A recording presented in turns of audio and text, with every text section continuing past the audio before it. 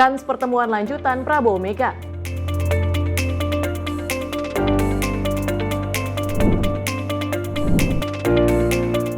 Atlet dayung berlatih sambil menerjang busa di Marunda.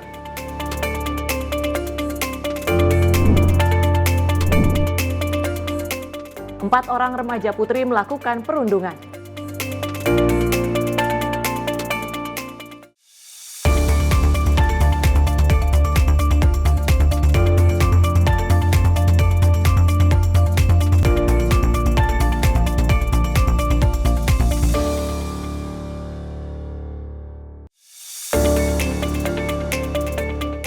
Halo, selamat malam pemirsa. Senang sekali kami kembali hadir untuk mengisi ruang informasi Anda. Selain 4 informasi utama tadi, kami juga akan hadirkan sejumlah informasi. Di antaranya terkait dengan agenda dari Kementerian Kabinet Merah Putih. Ya pemirsa, sejumlah peristiwa lainnya dan tentunya seputar informasi terkait dengan olahraga akan kami hadirkan di Menyapa Malam hari ini. Bersama saya Andi Rezaldi. Dan saya Tiara Dianti, inilah Menyapa Malam untuk Anda.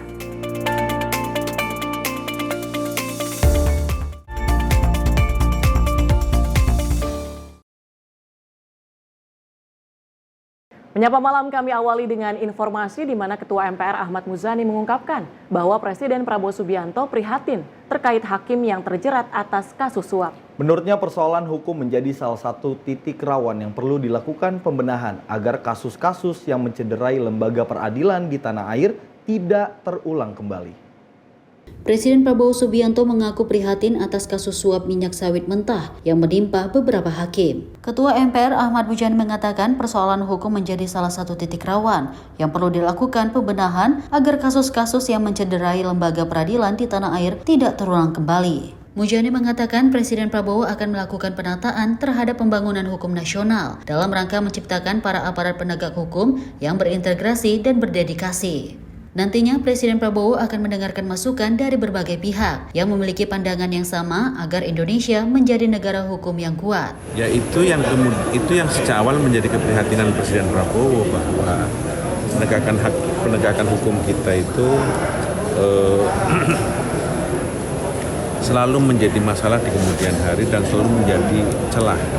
Ada celah bagi problem-problem berikutnya. Karena itu beliau ingin melakukan penataan terhadap pembangunan hukum sehingga para penegak hukum itu juga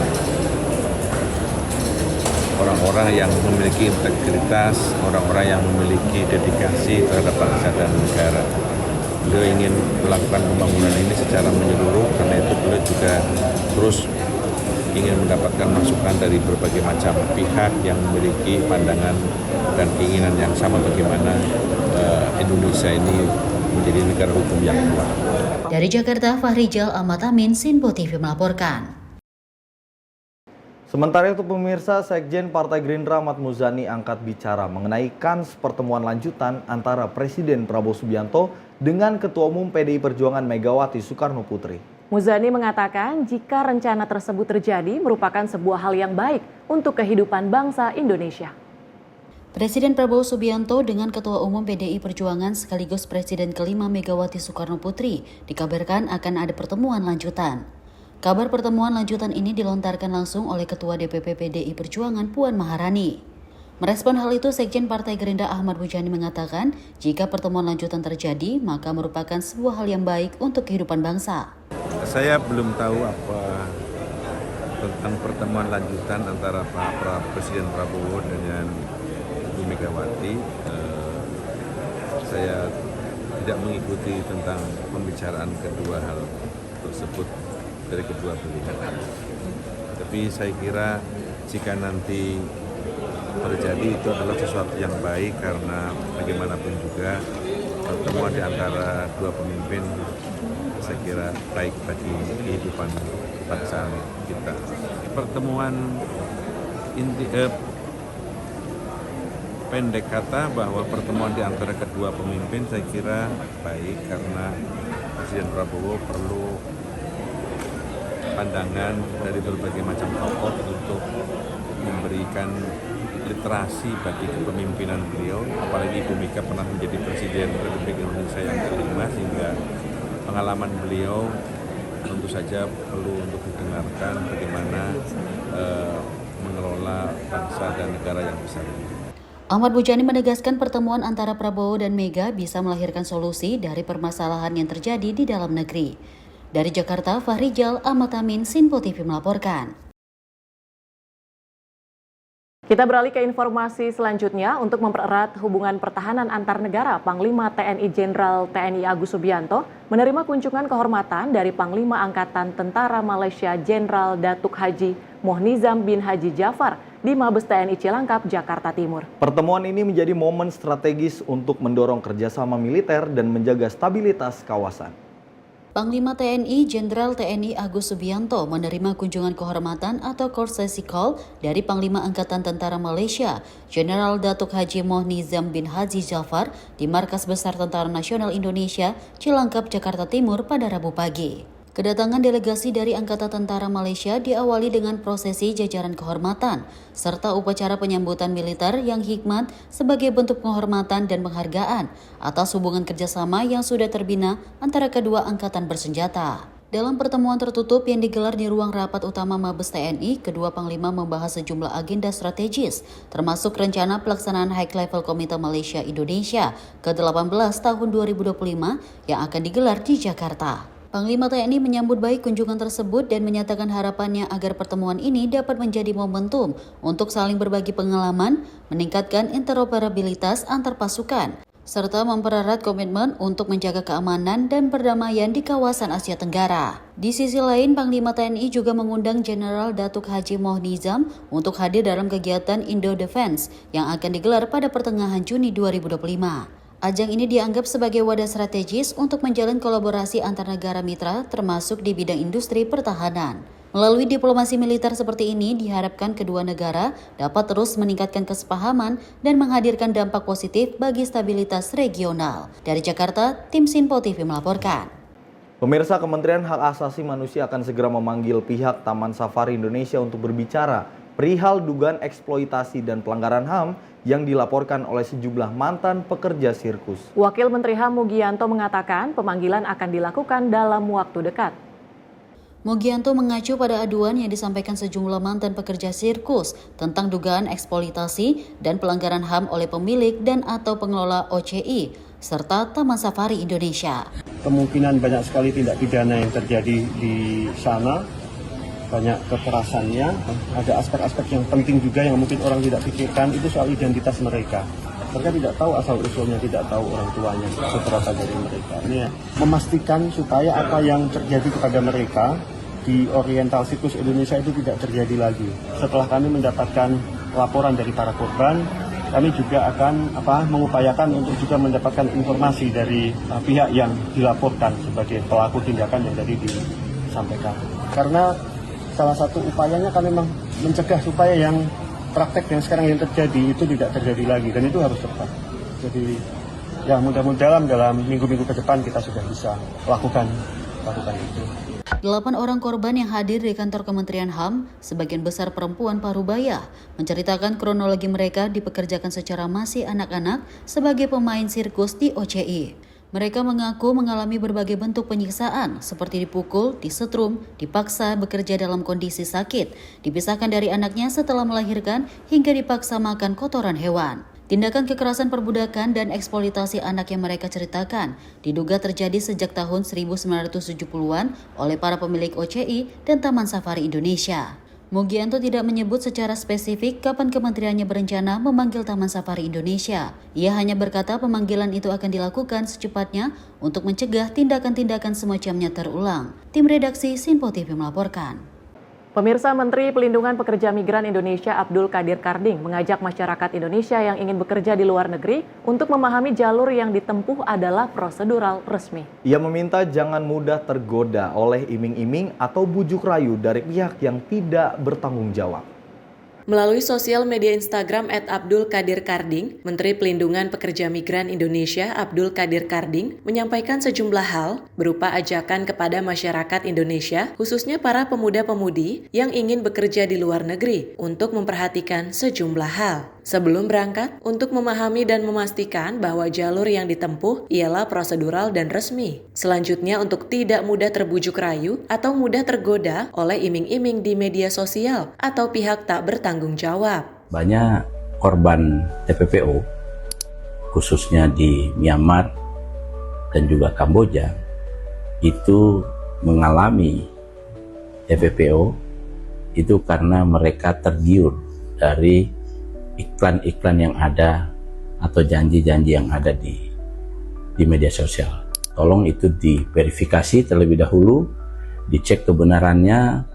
Jika menemukan hal yang mencurigakan, untuk segera melaporkan ke BP3MI setempat atau hotline Kementerian P2MI. Lebih lanjut, Menteri Karding mengungkapkan bahwa memang Kementerian P2MI menginginkan lebih banyak masyarakat Indonesia sukses bekerja di luar negeri. Namun ia menekankan bahwa yang lebih penting ialah memberikan pelindungan kepada para pekerja. Ia pun mengajak seluruh pihak terkait untuk bekerja sama dan berkolaborasi agar kejadian yang terjadi di Myanmar dan Kamboja tidak kembali terjadi. Tim redaksi Sinpo TV melaporkan.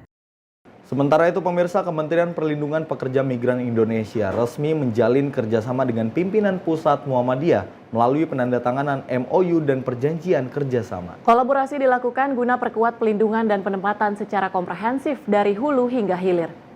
Pada Rabu 16 April 2025, Kementerian Perlindungan Pekerja Migran Indonesia resmi menjalin kerjasama dengan pimpinan pusat Muhammadiyah melalui penandatanganan MOU dan perjanjian kerjasama. Dalam kesempatan itu, Menteri Perlindungan Pekerja Migran Indonesia, Abdul Qadir Karding, menyampaikan terima kasih dan menyambut baik keterlibatan Muhammadiyah sebagai organisasi besar yang telah lama berkontribusi di bidang pendidikan, kesehatan, dan sosial kemasyarakatan. Muhammadiyah dinilai sebagai mitra strategis. Kerjasama ini akan berfokus pada 3 hal utama. Pertama, fasilitas sertifikasi kompetensi bagi calon pekerja migran. Kedua, terkait penguatan sektor vokasi dan pendidikan. Ketiga, mendorong keterlibatan aktif Muhammadiyah dalam membangun ekosistem teknokrasi penempatan, termasuk pelatihan dan pendampingan. Muhammadiyah bisa membantu kita dalam satu sertifikasi. Yang kedua yang paling penting, salah satu yang paling penting adalah vokasi dan pendidikan.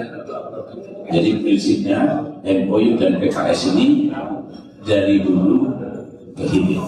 Lebih lanjut, Menteri Karding menyampaikan harapannya dengan keterlibatan aktif dari Muhammadiyah untuk membantu pekerja migran Indonesia, termasuk jika ada teknorasi yang mau dibangun dalam rangka penempatan pekerja migran Indonesia, sertifikasi bahkan kegiatan lain, termasuk pelatihan. Tim redaksi Sinpo TV melaporkan.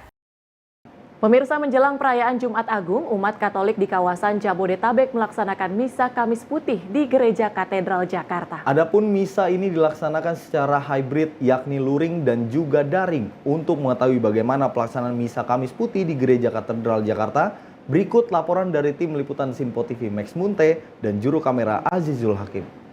Ya pemirsa, pelaksanaan ibadah dari Kamis Putih ataupun Misa Kamis Putih yang berlangsung di Gereja Katedral Jakarta, tepatnya di Provinsi DKI Jakarta ini, berlangsung secara hikmat, di mana tadi kami memantau dari seluruh prosesi pelaksanaan Misa Kamis Putih di Gereja Katedral ini, itu tadi dimulai pada pukul 4 petang waktu Indonesia bagian Barat. Nah, hal yang menjadi menarik di mana pada Kamis Putih ini itu berlangsung dalam beberapa sesi, di mana tadi kami melihat ada sesi 4 sore yang tepatnya pada hari ini, kemudian juga ada nanti pukul setengah 7 sore, kemudian juga nanti ada di pukul 9 malam.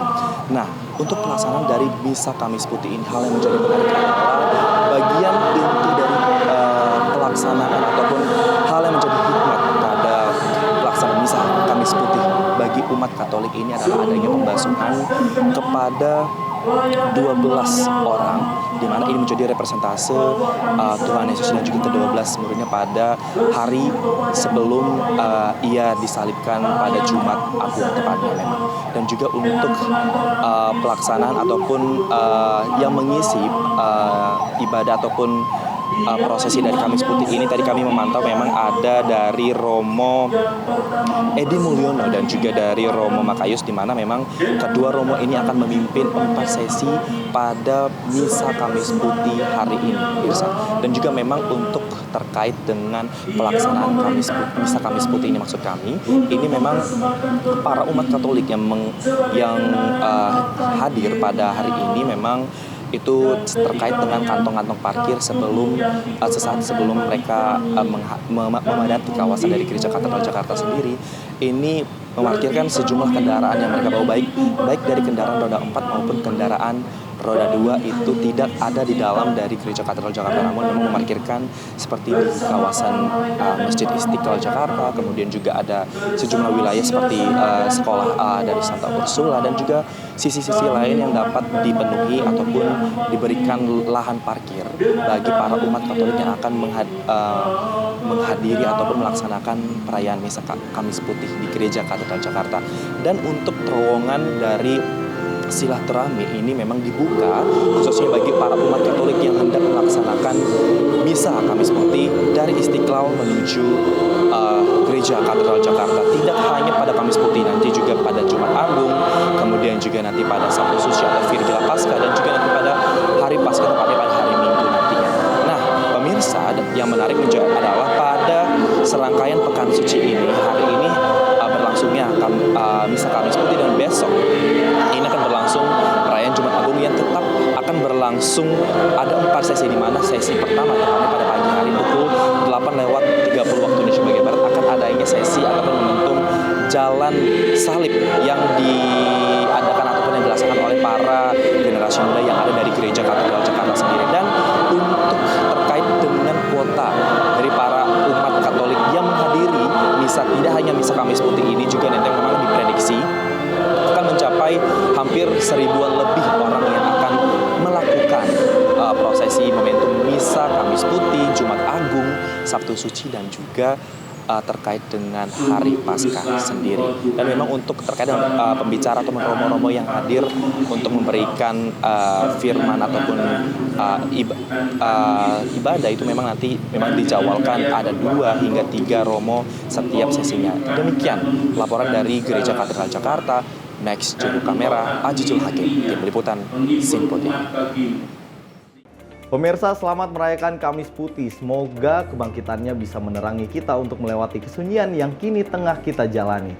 Pemirsa, Bahlil tanggapi isu soal rencana Munaslup di Partai Golkar. Selengkapnya usai jeda, tetap bersama kami.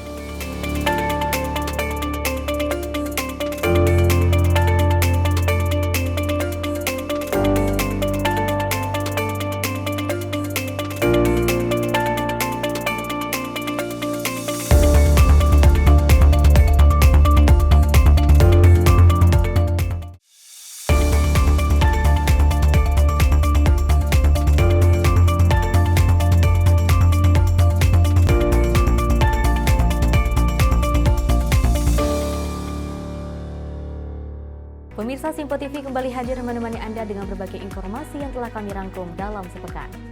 Sajian lengkap informasi sepekan kami hadirkan untuk Anda. Badan Legislasi DPR menemui masa unjuk rasa di depan gedung DPR RI Senayan, Jakarta. Menemani akhir pekan Anda bersama keluarga dengan rangkuman berita menyeluruh dalam Simpo Sepekan setiap minggu pukul 6 pagi hanya di Simpo TV. Halo, selamat malam pemirsa. Senang sekali rasanya kami mengisi ruang informasi Anda. Akhiri aktivitas Anda dengan rangkuman perkembangan peristiwa yang terjadi sepanjang hari. Sebelumnya kita saksikan ada sekitar 3.000 tamu undangan, sementara di Ibu Kota Nusantara ini ada sekitar 2.000 tamu undangan. Rangkaian informasi nasional dan mancanegara dirangkum sebagai penutup hari dalam Menyapa Malam. Setiap Senin hingga Jumat pukul 8 malam, hanya di Simpo TV. Halo, selamat pagi pemirsa Simpo TV. Selamat pagi Andi. Selamat pagi, Fen. Beragam informasi terbaru hadir menemani Anda sebelum memulai hari. Itu memang dari Menteri Perhubungan juga mendukung, Betul. dari Menteri Keuangan juga mendukung, dan kita sebagai masyarakat pun juga Harus mendukung. Mengangkat isu yang tengah menjadi pembicaraan paling hangat. Semarakan pagi Anda bersama Menyapa Pagi. Setiap Senin hingga Jumat pukul 6 pagi. Hanya di Simpo TV.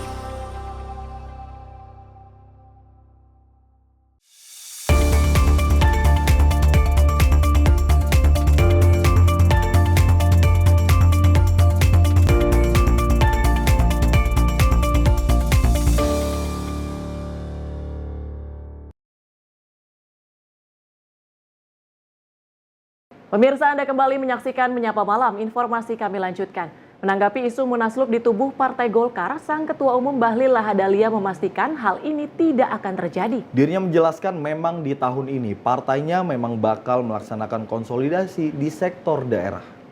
Ketua Umum Partai Golkar Bahlil Lahadalia menepis isu soal musyawarah nasional luar biasa atau munaslup dalam waktu dekat. Dirinya juga memastikan hal ini tidaklah benar. Memang sebelumnya kabar burung munaslup di Partai Pohon Beringin ini ramai beredar sejak bulan Februari lalu. Bahlil pun mengungkapkan soal rencana musyawarah daerah di tahun ini adalah bagian dari konsolidasi di daerah dari aspek DPD 1 dan DPD 2. Nggak ada, itu kan cuma biasa saja. Kita pidato itu kan ini kan silaturahmi jok-jokan juga, jangan serius-serius terus. Soalnya ada isu mau munaslup Partai Golkar katanya Aku kan tadi udah jawab. Pak, kalau Musda gimana? Musda untuk penguatan ini. Musda itu ya, kalau Musda gimana? Musda kita akan lakukan di tahun ini. Golkar itu tahun ini melakukan konsolidasi dari DPD 1 dan DPD 2. Ya, gitu. Oke. Jadi bukan munaslup bulan Juni itu ya Pak? Musda. Kita bicara Musda kok. Kamu nggak lihat kita solid seperti ini. Ya. Meskipun isu beredar cukup kencang, Partai Golkar diharap dapat menguatkan stabilitas kepartaian dari segala macam bentuk gangguan dari luar. Dari Jakarta, Max, juru kamera Rona Bayu, Tim Liputan Sinpo TV. Kita beralih ke informasi lainnya pemirsa. Busa kembali menggenangi aliran kanal banjir timur di Marunda, Cilincing, Jakarta Utara pada Rabu pagi dan viral di media sosial. Terlihat atlet dayung tetap berlatih di lokasi yang dipenuhi busa, sementara warga berharap pihak berwenang segera mengatasi masalah tersebut. Aliran kanal banjir timur di kawasan Marunda, Cilincing, Jakarta Utara tampak dipenuhi busa pada 16 April 2025 Rabu pagi. Busa tersebut menutupi permukaan air, menciptakan pemandangan yang cukup mengkhawatirkan di area tersebut. Meski begitu, sejumlah atlet dayung tetap terlihat berlatih di tengah kondisi tersebut, melanjutkan kegiatan mereka di kanal yang terhalang busa. Warga sekitar pun mengungkapkan kekhawatiran mereka terkait kondisi KBT yang dipenuhi busa. Mereka berharap agar dinas terkait segera turun tangan untuk membersihkan saluran air tersebut agar tidak menimbulkan masalah lebih lanjut. Keberadaan busa yang mengapung di permukaan air dianggap dapat mempengaruhi kualitas air di kawasan tersebut, bahkan berpotensi mengganggu kesehatan. Masyarakat setempat berharap ada langkah nyata dari pihak berwenang untuk mengatasi permasalahan ini, baik dengan melakukan pembersihan ataupun penyelidikan penyebab dari timbulnya busa di KBT. Mereka juga mengingatkan bahwa kebersihan lingkungan harus menjadi prioritas untuk menjaga kelestarian kawasan tersebut dan kesehatan warganya. Tim redaksi Sinpo TV melaporkan. Informasi selanjutnya, Wakil Menteri Dalam Negeri Bima Arya Sugiarto mengapresiasi keberadaan Asosiasi Pemerintah Kota seluruh Indonesia. Bima Arya menilai organisasi tersebut berhasil menjadi ruang yang nyaman untuk berkomunikasi bagi para wali kota di seluruh Indonesia. Wamendagri Bima Arya Sugiarto saat menghadiri acara temu alumni Dewan Pengurus Apeksi di Pendopo Kota Bandung, Jawa Barat dan mengapresiasi kegiatan tersebut. Ia menilai organisasi Apeksi juga menjadi ajang bagi para wali kota untuk berbagi ide dalam menyelesaikan persoalan di daerah masing-masing. Bima menyebut selama menjabat wali kota Bogor, ia kerap dibantu oleh para wali kota lain di Indonesia dalam menyelesaikan berbagai permasalahan. Oleh karena itu, ia berharap budaya saling membantu yang telah terbentuk di Apeksi dapat terus terjaga. Pada forum ini, dirinya juga mengingatkan salah satu semangat yang mempersatukan para wali kota se-Indonesia dalam organisasi Apeksi adalah kecintaan yang besar kepada bangsa dan negara. Ia berharap pada pertemuan alumni Dewan Pengurus Apeksi di masa mendatang, acara silaturahmi dapat dikemas secara santai dan menjadi ajang guyub rukun bagi para wali kota. Forum tersebut tidak hanya menjadi sarana untuk bernostalgia antar alumni, melainkan juga kesempatan berbagi pengalaman dan bertukar pikiran mengenai keadaan terkini. Tim redaksi Sinpo TV melaporkan.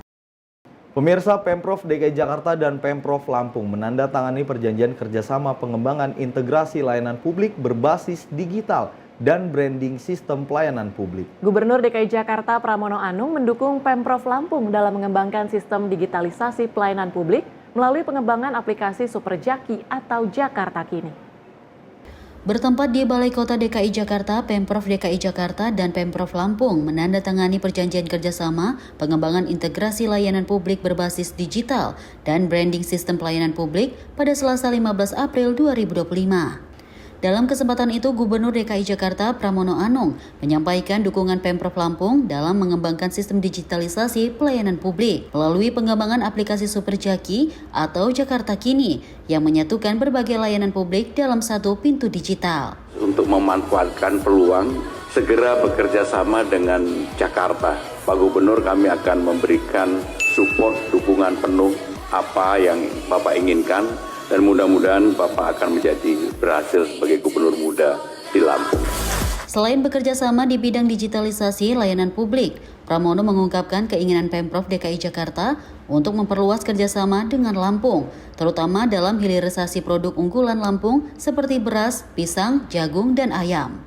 Sementara itu, Gubernur Lampung Rahmat Mirjani Jausal menyambut baik penandatanganan kerjasama pengembangan aplikasi digital di sektor layanan publik ini. Pak Gubernur, kami di Lampung sangat mengapresiasi keberhasilan DKI menyelenggarakan Super Apps. Salah satu dan jadi perbincangan warga adalah aplikasi Jaki. Menurut kami, aplikasi Jaki ini menjadi seperti pacaran Pak zaman sekarang. Kapanpun bisa dicat, responnya cepat. Menurutnya, digitalisasi pelayanan publik melalui adopsi Jaki akan menjadi lompatan besar bagi Provinsi Lampung dalam meningkatkan kualitas pelayanan kepada masyarakat. Dari Jakarta, tim redaksi Sinpo TV melaporkan. Pemirsa, Gubernur Jawa Timur Hovifah Indar Parawansa meminta kepala sekolah menjaga integritas dalam sistem penerimaan murid baru. Hal ini dilakukan untuk mewujudkan pelayanan produktif dan berdampak positif kepada masyarakat Jawa Timur. Dalam kesempatan tersebut, Gubernur Hovifah juga membagikan kiat menyukseskan SPMB. Di antaranya adalah memahami regulasi SPMB, sosialisasi efektif, pelayanan prima, pengawasan dan pemantauan, koordinasi dengan stakeholder, serta pemanfaatan TIK.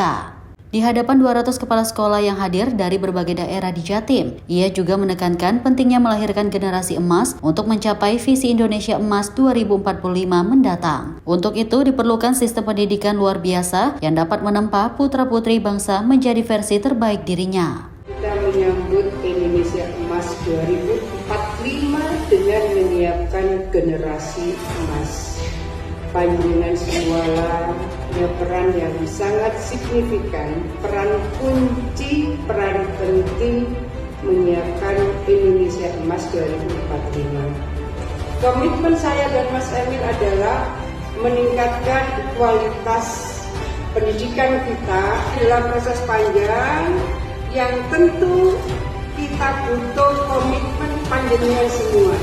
Suatu saat panjenengan mungkin sudah pensiun, lalu panjenengan melihat putra-putri didik panjenengan ada di pos-pos strategis, mengambil keputusan strategis di berbagai lini, panjenengan akan menikmati indahnya sebagai seorang pendidik. Meski begitu, Hovifah mengingatkan akan ada banyak tantangan ke depan mengingat kerja keras yang dilakukan tidak akan selalu mendapat perhatian dan dukungan yang diperlukan. Lebih jauh, Gubernur perempuan pertama Jawa Timur itu menekankan pentingnya penguatan ikatan alumni, sebab ikatan alumni akan membawa dampak positif pada pengembangan terlebih dengan adanya alumni sukses. Tim redaksi Sinpo TV melaporkan. Sementara itu pemirsa, pemerintah Provinsi Banten mengeluhkan penurunan keuntungan yang didapatkan dari Bank BJB dari 1,7 triliun rupiah menjadi 1,3 triliun rupiah. Wakil Gubernur Banten Dimyati Natakusuma mengatakan pihaknya memiliki saham sekitar 5% di Bank BJB.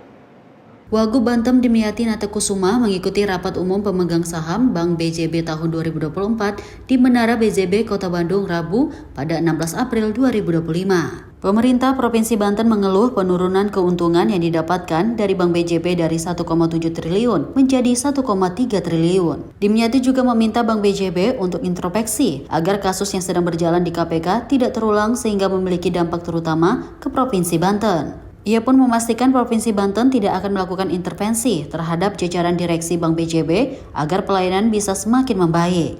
Sudah lengkap apa yang disampaikan oleh KDM, Gubernur dan pemegang saham pengendali. Banten ini adalah memiliki saham kurang lebih ya 5%. Akan mensupport peran daripada BJB sehingga saya sih berharap di 2025 keuntungannya itu bisa menembus di angka 2. Mudah-mudahan itu bisa terwujud dengan cara apa? Efisiensi dan efektivitas. Tadi kami di Banten juga ada bank namanya Bank Banten. Ya mudah-mudahan bisa kerjasama antara BJB dengan Bank Banten. Ia berharap usai RUPS tersebut, Bank BJB kembali membaik setelah ditemukan kasus markup anggaran promosi oleh Komisi Pemberantasan Korupsi. Bahkan lanjutannya, keuntungan bagi Banten bisa kembali seperti semua, bahkan ditargetkan mencapai 2 triliun pada 2025. Tim redaksi Sinpo TV melaporkan. Pemirsa, Pemprov DKI Jakarta menghadirkan Job Fair Goes to Campus berkolaborasi dengan Universitas Trisakti dengan menghadirkan akses langsung ke dunia kerja, menyediakan lebih dari 1.500 lowongan. Hal ini sejalan dengan target Pemprov DKI Jakarta yang berkomitmen menciptakan 500.000 lapangan pekerjaan. Pemprov DKI Jakarta menghadirkan akses langsung ke dunia kerja melalui partisipasi lebih dari 30 perusahaan nasional dan internasional, serta menyediakan lebih dari 1.500 lowongan dengan menghadirkan Job Fair Goes to Campus berkolaborasi dengan Universitas Trisakti. Kegiatan ini dilaksanakan untuk mempermudah akses lapangan kerja baik di dalam dan luar negeri. Pemprov DKI Jakarta yang berkomitmen menciptakan 500.000 lapangan pekerjaan. Wakil Gubernur DKI Jakarta Rano Karno menyatakan bahwa potensi pekerjaan itu bukan hanya ada di Jakarta, melainkan ada juga potensi lapangan pekerjaan di luar negeri. Kami berdua berjanji menciptakan 500.000 lapangan pekerjaan. Yang ingin saya sampaikan adalah potensi-potensi lapangan pekerjaan yang memang ada di luar negeri. Untuk itulah kegiatan Job Fair Goes to Campus ini kita harus laksanakan. Contoh soal, Jepang itu menyediakan alokasi 140.000 tenaga kerja. Tentu ini memerlukan skill. Karena itulah kami perintahkan Dinas Tenaga Kerja untuk masuk ke kampus. Saya ucapkan terima kasih kepada Trisakti yang telah memberikan tempat untuk kita bertemu, dan mudah-mudahan ini awal untuk membangun dunia pekerjaan yang ada di Indonesia. Dalam kesempatan itu, Rano Karno juga menyampaikan terima kasih kepada Universitas Trisakti yang telah memberikan tempat untuk bertemu. Kampus dinilai sebagai mitra strategis dalam menyiapkan tenaga kerja yang kompeten. Semoga kegiatan ini menjadi awal membangun dunia pekerjaan yang ada di Indonesia. Dari Jakarta, tim redaksi Sinpo TV melaporkan. Pemirsa, usai jeda kami akan hadirkan sejumlah informasi, di antaranya ban pesawat Garuda copot saat mendarat di Tanjung Pinang. Tetaplah bersama kami di Sinpo TV.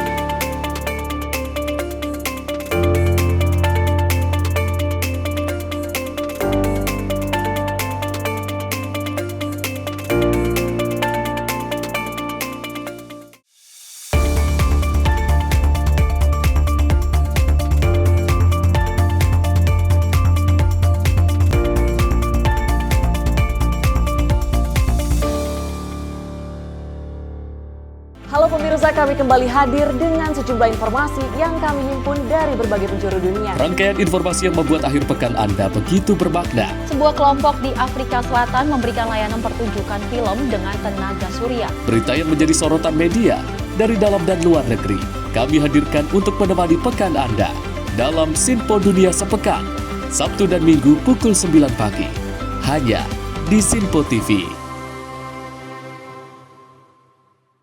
Kami hadir dengan rangkaian informasi dari berbagai penjuru dunia. Topik dan isu yang tengah menjadi sorotan mancanegara dikemas dengan lengkap untuk Anda.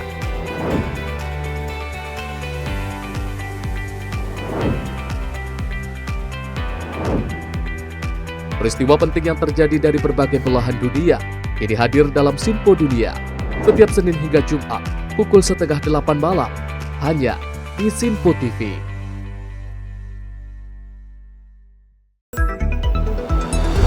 Jadilah yang pertama mengetahui perkembangan terkini seputar informasi dari lembaga parlemen. Punya data nasional, tidak ada satupun backup berarti kan? Tiba-tiba ada putusan yang nggak masuk akal dan seperti ini gitu. Kita biarkan rekomendasi kepada KPK, periksa! Kami hadirkan informasi paling akurat untuk mengawal setiap informasi dalam rapat komisi dan paripurna. Tentunya bersama saya Andi Rezaldi yang telah kami rangkum dalam program Sinpo Parlemen. Saya Arif Tufan. Saksikan Sinpo Parlemen setiap Sabtu pukul 6 pagi hanya di Sinpo TV.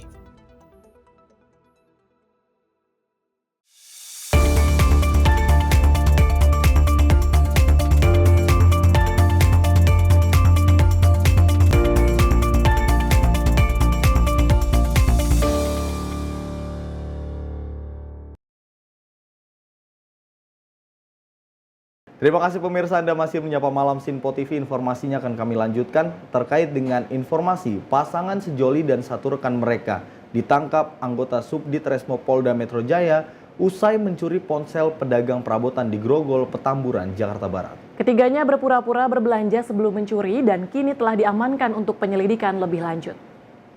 Anggota Unit 3 Subdit Resmob di Reskrimum Polda Metro Jaya menangkap pasangan sejoli usai mencuri ponsel milik pedagang perabotan di Jalan Tomang Utara 1, Grogol, Petamburan, Jakarta Barat pada Minggu 13 April.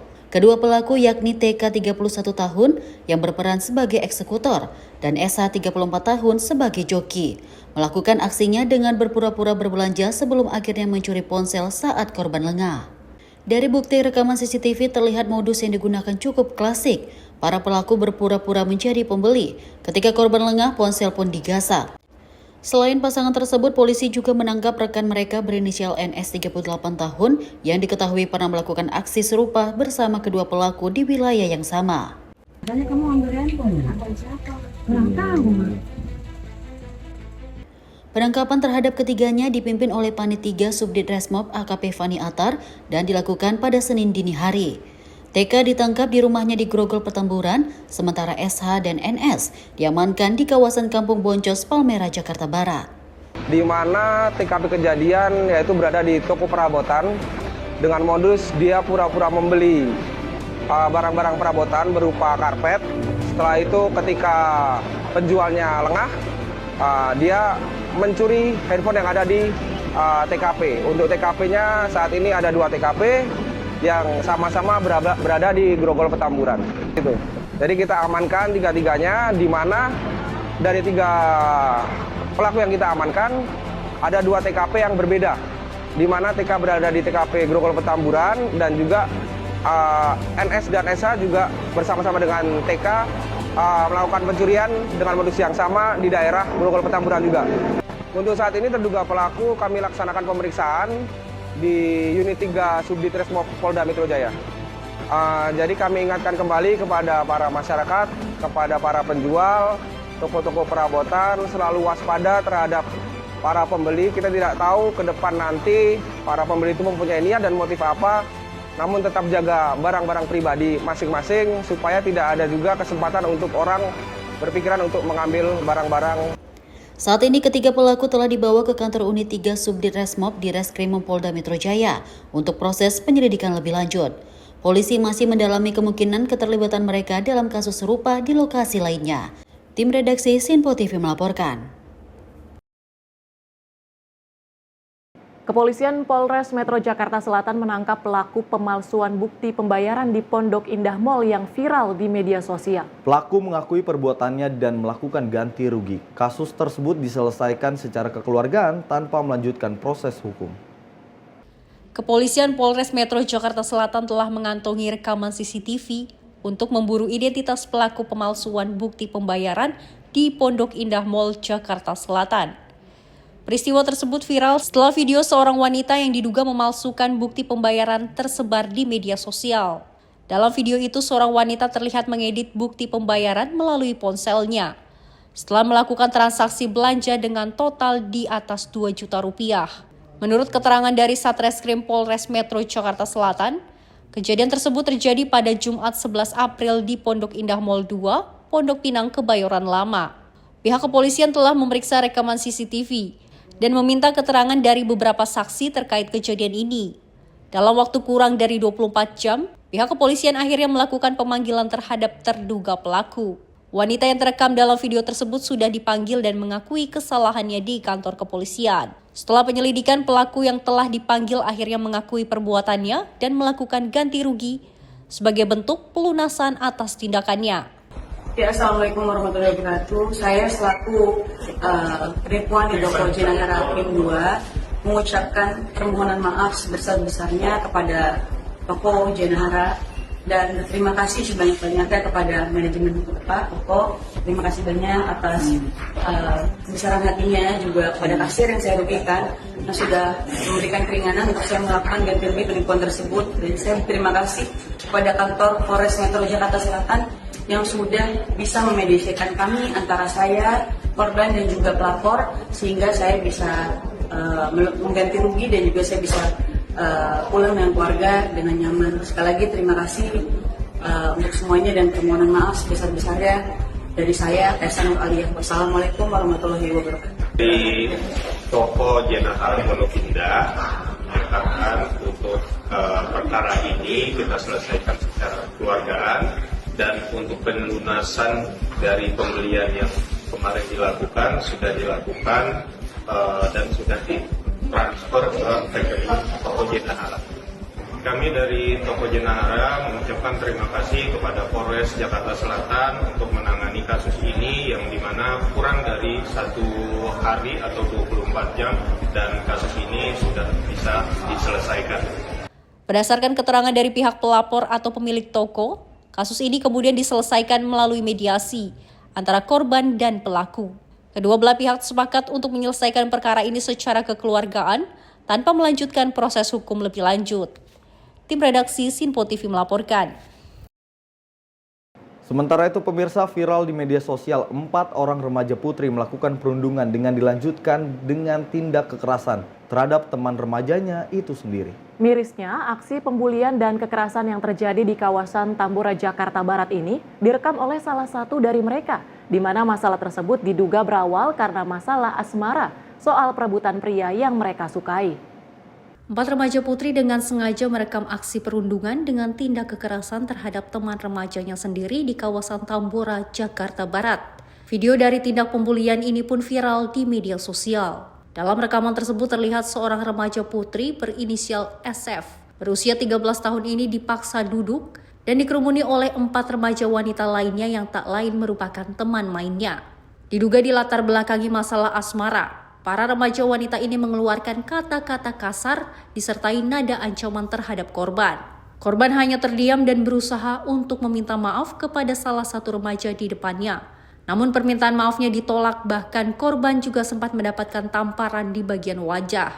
Tak berhenti di situ, korban diajak untuk berkelahi dan digiring menuju lokasi lainnya yang masih belum diketahui oleh orang tua korban di mana lokasi kedua itu berada. Di lokasi kedua, korban lantas dipukuli dengan membabi buta oleh 3 remaja wanita ini. Korban diminta untuk melawan seraya mengajak duel, namun korban tidak bisa melawan dan merintih kesakitan. Tak hanya dipukuli, korban juga ditendang dan kepalanya dibenturkan ke aspal dan ke dinding. Satu pelaku lainnya terus merekam tindak kekerasan ini. Ya awalnya dia diajak main ya tiba-tiba dia dibawa ke sebuah tempat nih seperti di Jalan Tambora, ya itu dia dipukulin Pak. Kasus awalnya karena apa sih? Gara-gara cowok. Oh gitu, ya. Jadi ada si anak ibu punya teman dekat seorang cowok. Ya, gara-gara lalu, cowok. Boleh diceritakan lagi Bu? Jadi kejadian itu di sini Bu? Iya, kejadiannya di sini. Ini kejadian yang waktu anak ibu dipukulin, dibully ya. Kalau boleh tahu ibu anaknya umur berapa Bu, usia?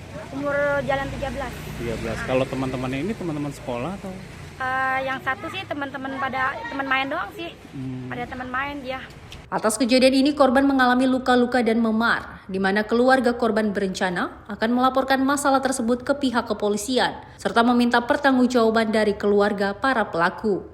Saat ini korban masih trauma atas kejadian yang dialaminya tersebut. Meski demikian, korban memberanikan diri untuk mengikuti ujian di sekolah, selebihnya korban enggan keluar rumah. Dari Jakarta, tim kontributor Sinpo TV melaporkan. Pemirsa, peristiwa tak terduga terjadi saat pesawat Garuda Indonesia GA288 mendarat di Bandara Raja Haji Fisabilillah, Tanjung Pinang. Terlihat kerusakan terjadi pada roda pesawat saat pendaratan. Beruntung seluruh penumpang berhasil dievakuasi dengan selamat.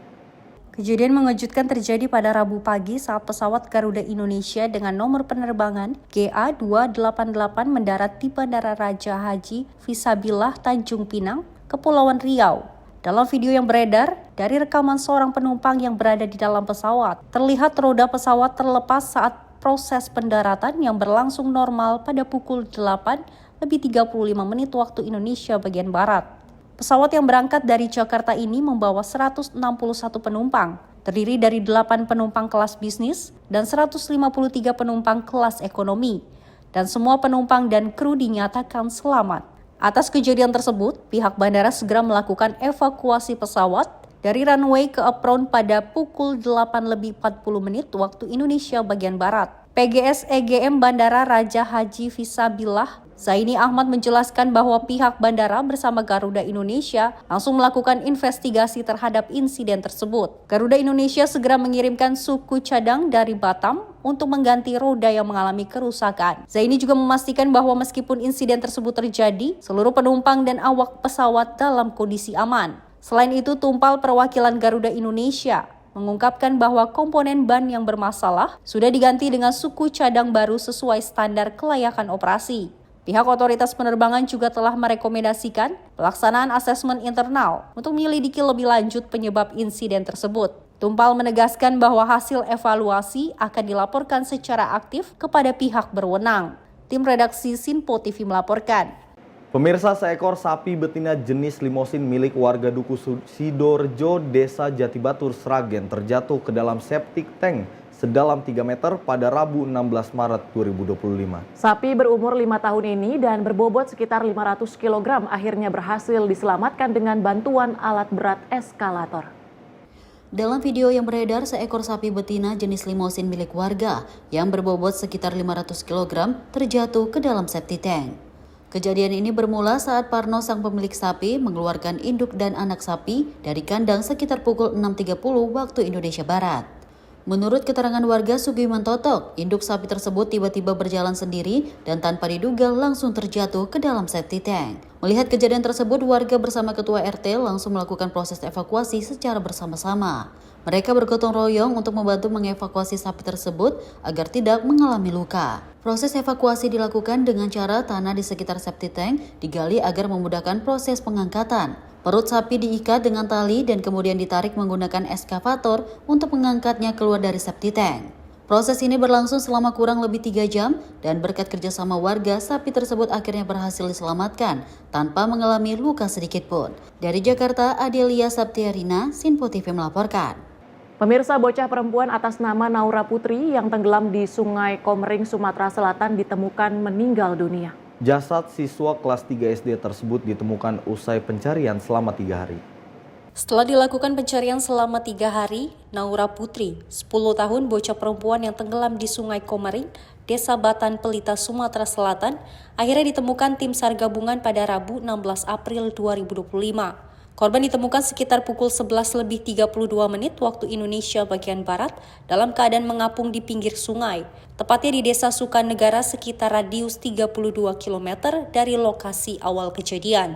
Akhirnya korban dievakuasi oleh tim SAR gabungan dan dibawa ke rumah duka. Selama proses pencarian, tim SAR gabungan melakukan pencarian dengan cara menyisir aliran Sungai Komering dan melakukan manuver-manuver menggunakan perahu karet, serta penyebaran informasi kepada masyarakat yang berada di sepanjang pesisir aliran sungai. Diberitakan sebelumnya, kejadian berawal pada Minggu 13 April 2025 sekitar pukul 12 waktu Indonesia bagian Barat, di mana korban mengarah ke sungai tersebut yang diduga korban jatuh dan tenggelam. Tim redaksi Sinpo TV melaporkan. Sementara itu, pemirsa, 2 warga nelayan yang hilang kontak di perairan Natuna Anambas akhirnya ditemukan tim SAR gabungan dalam keadaan selamat. Dalam pencarian 2 nelayan tersebut, tim SAR turut dibantu oleh TNI Polri dan BPBD sekitar.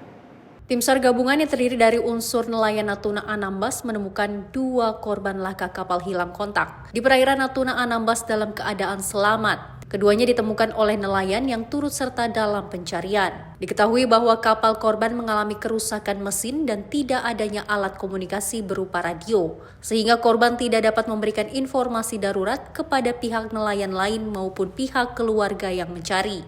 Asri Kandi dan Handeri, keduanya merupakan warga yang beralamat di Desa Mujan, Siantan Timur, Kabupaten Kepulauan Anambas. Keduanya berangkat dari Pulau Selaut menuju Pulau Nyamuk tanpa muatan. Kapal yang mereka gunakan mengalami mati mesin. Tim redaksi Sinpo TV melaporkan. Pemirsa, seputar informasi olahraga tadi mengakhiri jumpa kita di Menyapa Malam kali ini. Tetap saksikan Sinpo TV untuk menantikan berbagai update berita di Sinpo TV, Sinpo ID, dan media sosial Sinpo lainnya. Saya Andi Rezaldi mewakili segenap kru yang bertugas pamit undur diri. Selamat malam. Sampai jumpa.